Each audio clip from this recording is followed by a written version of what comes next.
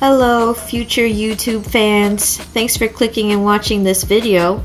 Remember to like and subscribe because you know you want to. I'm going to start off this video by introducing my really small but quickly growing squishy collection. And I would say, I think this donut was my first squish. I was at a Walgreens and I saw this and of course it didn't have a price tag on it. I remember it being a kind of expensive squish, but oh man, is it worth it. I'm gonna do a makeover on this guy. I mean, the print on it isn't terrible, but I like the 3D stuff I've been seeing with fabric paint on these YouTube channels. And that is also on after I introduce you to my squishy collection that is starting and growing very quickly. And I will tell you about that later, why it is growing quickly. What was I saying? Oh right, so after this I'm going to show you my fabric paint collection and my tools that I'm going to use for these squishy repair and makeover videos. Okay, now, what was my second one? I think it was this Gudetama. I love Gudetama. And I bet some of you that are watching this have this. And if you don't, you're gonna want one after this. Very satisfying. And definitely a toy you don't want to share because you're afraid the person's gonna break it. So every time they squish it like that, you're like, It's a tomato, splatty tomato, splatty tomato.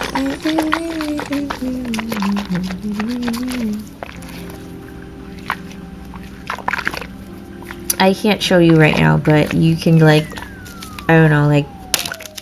it smacks. You're supposed to be able to hit it on the floor or just let it, I don't know. But sorry, I'll clean it. Eek. That will be its own makeover, watching me clean this.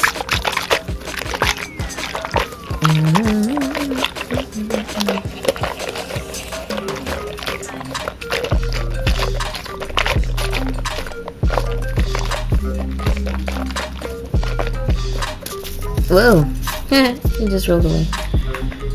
And this next one was gifted from a friend when he went to Japan. I guess he got it in one of those pinball gotch something machines. I forgot what they're called. Something with a G. Gachon or something. Let me see. Does this smell? Kinda. It didn't really have a smell. Not like the other ones. Let's see. Like the donut. It smells very chocolatey, and so does the coconut. The tomato does not smell. I'm not smelling tomato. Look at this delicious.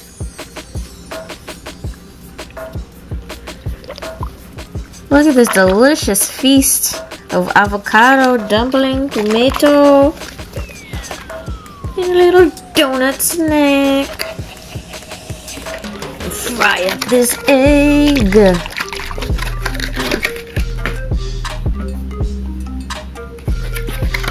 And fry up this egg. Egg.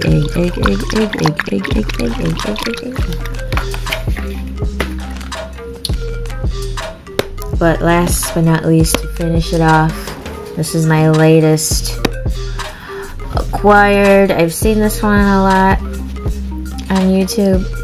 Mine was, really beat up. I didn't realize that till afterwards. I might have left it, but I might have kept it.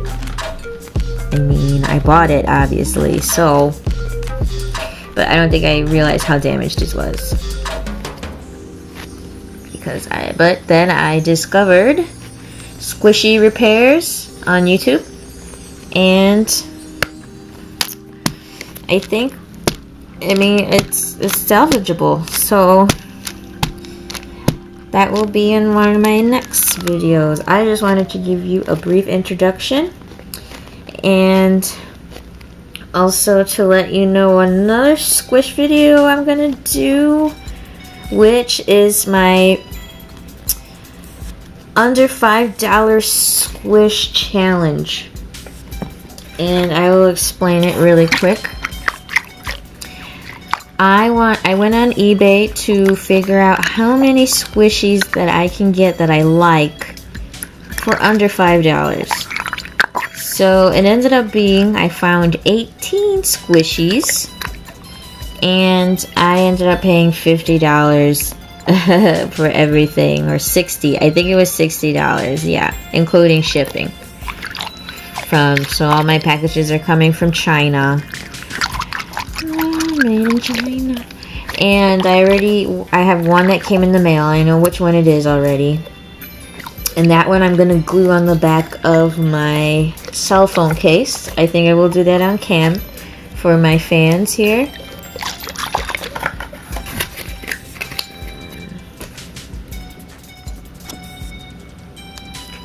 The next part of this video, I'm going to show you my squishy repair and makeover tools that I just ordered from Joann's. So I'm going to pull them. You can hear me pulling it right out of the box here. I have a fabric glue. I got this brand called Sobo, I guess. Premium craft and fabric glue. I got this one because I heard it's better than regular glue because it's more flexible and better for squishing. Now this next product, I thought these were going to be a lot longer and normal size popsicle sticks, but I guess I seem to miss the word mini in the description. So, but I mean they're still gonna work. If anything, it's better that they're tinier so you can get the better details. I think I appreciate that happy accident. My next thing is this set of basic Tulip brand fabric paint. When I was a kid, I used to play with this a lot, so I'm pretty excited. I mean, I probably had some at my mom's house somewhere, but I was like, not. That's old. It was just too old, you know. I'm sure it's all dried up or something by now, so I just got a fresh set.